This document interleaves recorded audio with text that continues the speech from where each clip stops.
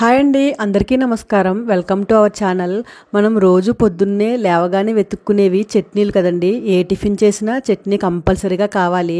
అలాంటి చట్నీని మనం పర్ఫెక్ట్ కొలతలతో చాలా రుచిగా వచ్చే రకంగా ఎలా చేసుకోవాలో చూద్దాం. ఇప్పుడు మనం ఇంట్లో కామన్గా చేసుకునే 2 రకాల చట్నీలు, కొబ్బరి చట్నీ, టమాటా చట్నీ. అవి ఎలా చేస్తే పర్ఫెక్ట్గా మంచి టేస్ట్తో ఇంట్లో వాళ్ళందరికీ నచ్చేలా ఉంటాయో ఈ వీడియోలో చూద్దామండి.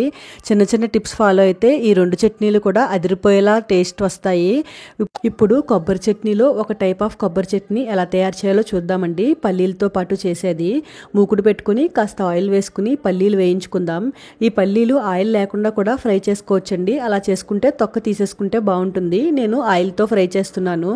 ఇవి చాలా వరకు 80% ఫ్రై అయిపోయిన తర్వాత చాలా కొద్దిగా పుట్నాల పప్పు, అదే గులసనగ పప్పు అండి, వేసుకోండి. పచ్చివాసన పోతే సరిపోతుంది. ఇప్పుడు ఈ వేయించినవన్నీ సపరేట్గా ప్లేట్లోకి తీసుకుని అదే ఆయిల్లో మనం తినగలిగేంత కారం, పచ్చిమిర్చి వేసుకోవాలండి. మనం ఎన్ని పచ్చిమిర్చి వేసుకున్నా ఒక్కటైనా ఎండుమిరపకాయ వేసుకుంటే బాగుంటుంది. ఎందుకంటే మంచి కలర్ వస్తుందండి చట్నీకి. ఓన్లీ పచ్చిమిరపకాయలు వేసుకుని ఒక్క ఎండుమిరపకాయ వేసుకున్నా సరిపోతుంది. ఈ ఎండుమిరపకాయ వేయడం వల్ల టేస్ట్ కూడా మారుతుందండి. డిఫరెంట్గా ఉంటుంది, బాగుంటుంది. ఇప్పుడు ఇందులో ఒక రెమ్మ కరివేపాకు, చిన్న అల్లం ముక్క, వాటితో పాటు చిన్నగా తరుక్కున్న కొబ్బరి ముక్కలు వేసుకోండి.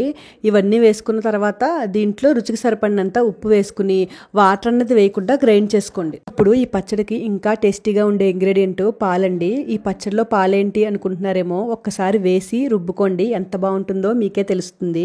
ఇప్పుడు ఇందులో కొత్తిమీర వేసుకుని ఒక్కసారి మిక్సీ తిప్పండి.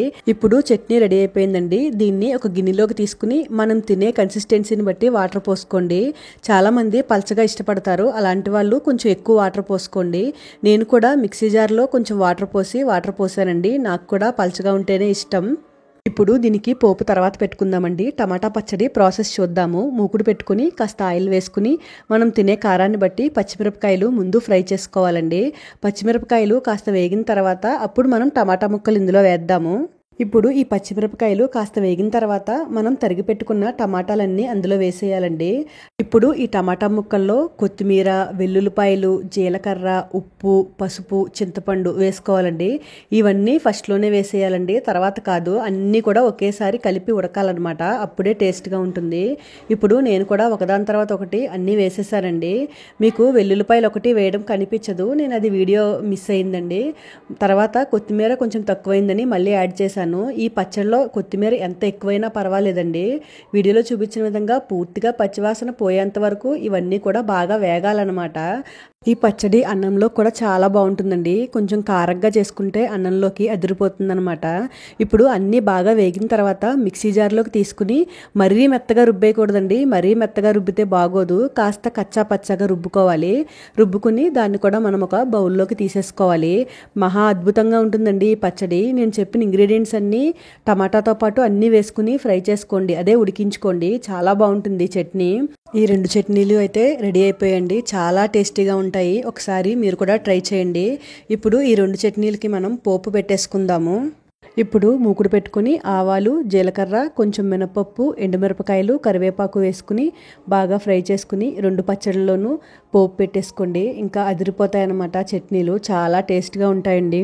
ఈ చిన్న చిన్న టిప్స్ పాటించి ఈ 2 చట్నీలు మీరు కూడా మీ ఇంట్లో చేసేయండి.